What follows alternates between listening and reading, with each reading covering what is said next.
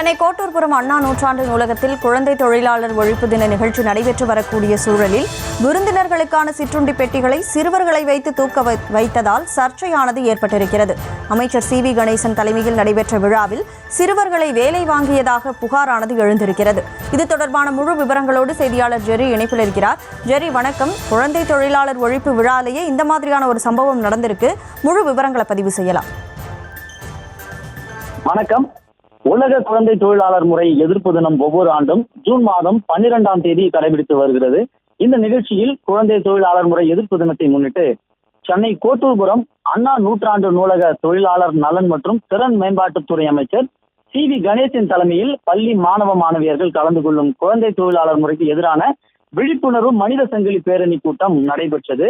இதில் 300க்கும் மேற்பட்ட பள்ளி மாணவ மாணவியர்கள் பங்கேற்றுள்ளனர். குழந்தை தொழிலாளர் முறைக்கு எதிர்ப்பு தெரிவிக்கும் வாசகங்கள் அடங்கிய பதாகைகள் இருந்தபடி இந்த மாணவர்கள் கைகோர்த்தபடி நின்றதற்கு பிறகு நிகழ்ச்சி ஒன்று துவங்கியது.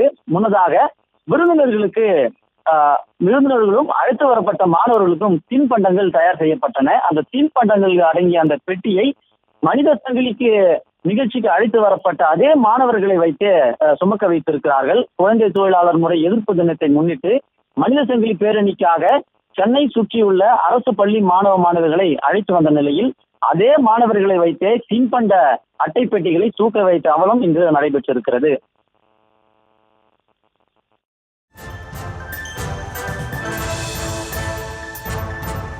விவரங்களை வழங்கியதற்கு நன்றி ஜெரி.